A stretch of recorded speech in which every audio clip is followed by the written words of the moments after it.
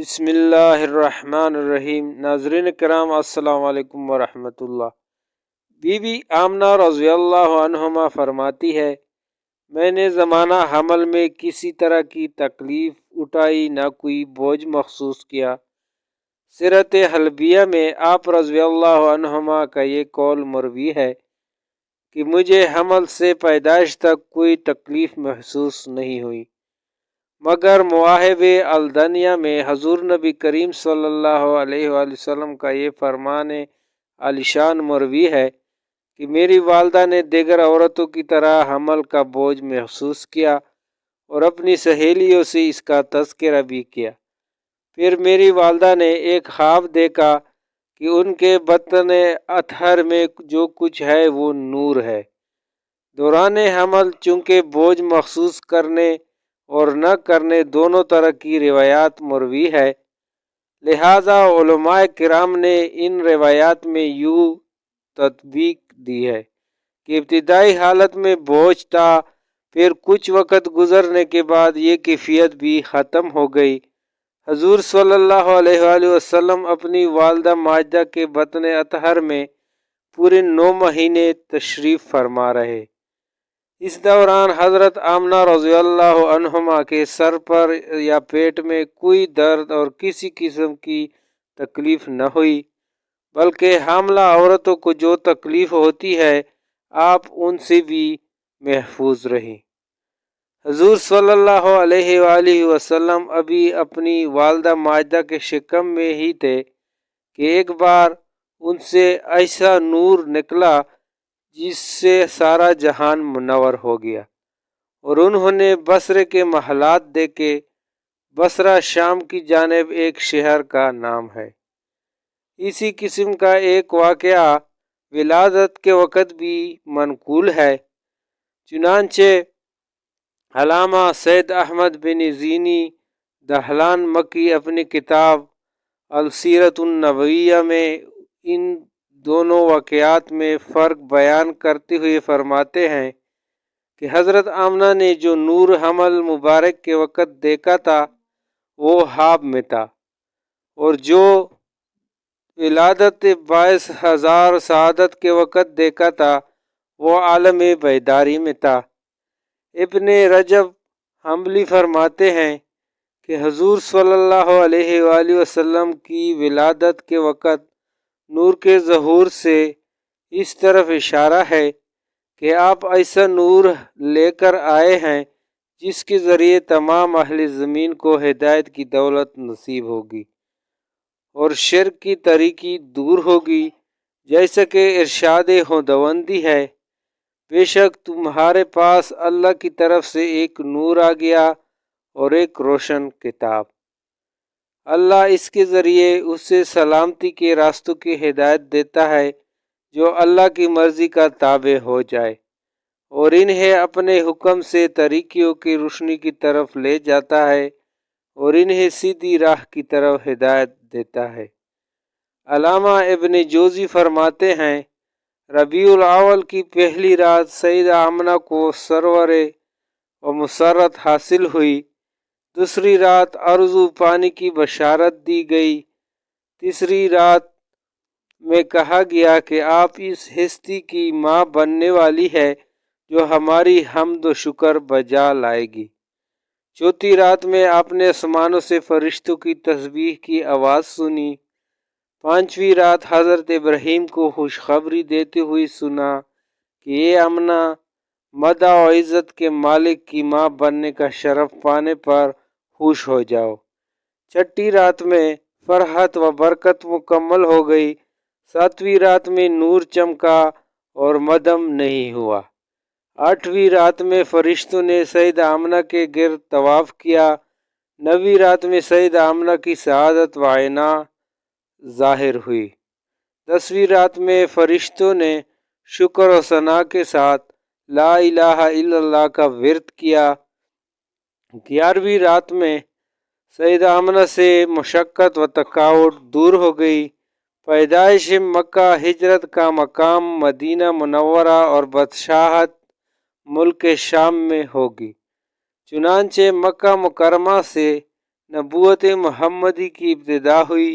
और आपकी बादशाहत मुल्क शाम तक पहुंची, और इसीलिए आपको मेराज की शब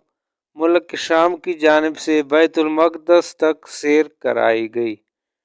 जैसा कि आपसे कबल हज़रत इब्राहीम अलैहिस्सलाम ने भी मुल्क शाम की तरफ हिजरत फरमाई थी। सैयदा आमना फरमाती है कि हमल के हर माह में आसमान और ज़मीन के दरमियान ये आवाज़ सुना करती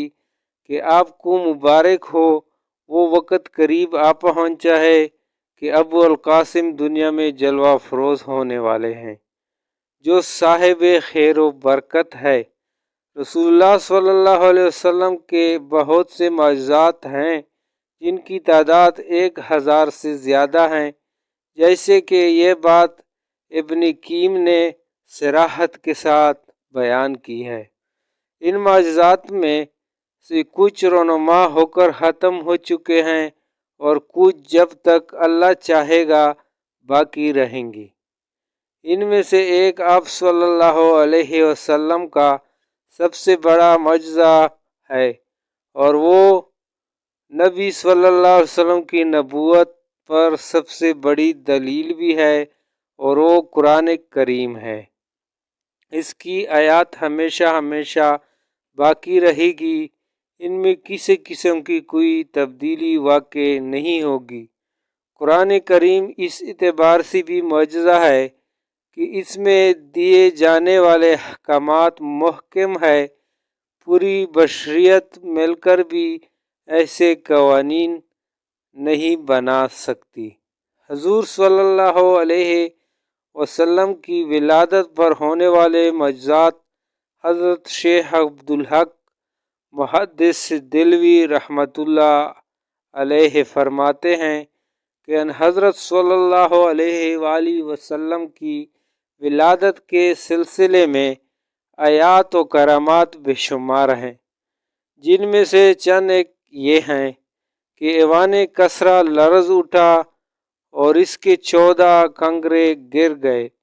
और दरिया सादा खुश हो गया और इसका पानी ज़ेरे ज़मीन चला गया, और रूदखाना सादा जिसे वादी सादा कहते हैं जारी हो गया, हालांकि इससे कबल उसे मुनकना होने 1000 साल हो चुका था। और फारसियों का आतशगदा बुझ गया जो कि 1000 साल से गर्म था। जब हुज़ूर सल्लल्लाहु अलैहि वसल्लम पैदा हुए तो अल्लाह ताला ने आपको पकीज़ा बदन और तेज़ बू कस्तूरी की तरह खुशबूदार और ख़तरना शुद्ध नान बरीदा, चेहरा नूरानी, आंखें सरमगे, दोनों शानों के दरमियान मेहरा नबूवत दरहोशा पैदा फरमाया। सीरत रसूल अरबी स्वाद 34। हुज़ूर सल्लल्लाहु अलैहि वसल्लम की विलादत पर अल्लाह ताला ने आपकी वालदा माजदा पर एक रोशन बादल ज़ाहिर फरमाया कि जिसमें रोशनी के साथ घोड़ों की हिनहिनाने और परिंदों के उड़ने की आवाज़ें थी, और कुछ इंसानों की बोलियां थीं, और ऐलान हुआ कि मोहम्मद सल्लल्लाहु अलैहि वसल्लम को मशरिक व मगरिब और समंदरों की भी सैर कराओ, ताकि तमाम कायनात को इनका नाम और हुलिया और इनकी सिफत मालूम हो जाए, और इनको तमाम जानदार महलूक यानी जिन व इंस, मलाइका और चरिंद परिंदों के सामने पेश करो, और तमाम अंबियाए किराम के अखलाक हसना से मज़ी करो। और इसके बाद वो बादल छट गए, सितारे करीब आ गए, और मनादी ने ऐलान किया कि वाह वाह, क्या खूब मोहम्मद सल्लल्लाहु अलैहि वसल्लम को तमाम दुनिया पर कब्ज़ा दे दिया, और कायनात आलम की कोई चीज़ बाकी न रही जो इनके कब्ज़े इक़्तिदार व ग़लबा इताअत में ना हो। फिर 3 शहज़ नज़र आए, एक के हाथ में चांदी का लोटा, दूसरे के हाथ में सब्ज़ ज़मर्द का तश्त, तीसरे के हाथ में एक चमकदार अंगूठी को 7 मरतबी धोकर हजूर के दोनों शानों के दरमियान महर नबूवत लगा दी। फिर आपको रेशमी कपड़े में लपेटकर आपकी वालदा माजदा के सपुर्द कर दिया गया। विलादत शरीफ के वक़्त गायब से अजीब व गरीब अमूर ज़ाहिर हुई और आप सल्लल्लाहु अलैहि वसल्लम की नूर से हरम शरीफ की पस्त ज़मीन और टीले रोशन हो गए और आपके साथ एक ऐसा नूर खारिज हुआ कि शाम के महलात नज़र आ गए और आसमानों पर पहले शैतीन चले जाते थे और काहनों को बाज़ मुग़ैबात की खबर देते थे और वो लोगों को कुछ अपनी तरफ से मिलाकर बता दिया करते थे। लेकिन हजूर सल्लल्लाहु अलैहि वसल्लम की आमद से आसमानों में इनका आना जाना बंद हो गया और आसमानों की हिफाजत शहाब साकिब से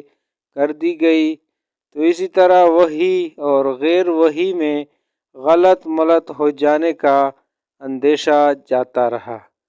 शहर मदाइन में महल कसरा पड़ गया और इसकी 14 कंगरे गिर पड़े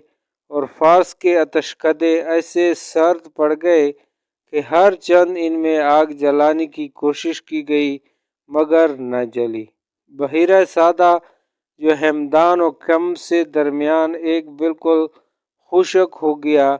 वादी सादा जो शाम व कोफा के दरमियान थी जो कि बिल्कुल खुश्क हो पड़ी थी, लावालब बहने लगी। उम्मीद है दोस्तों आज की वीडियो आप लोग को अच्छी लगी होगी।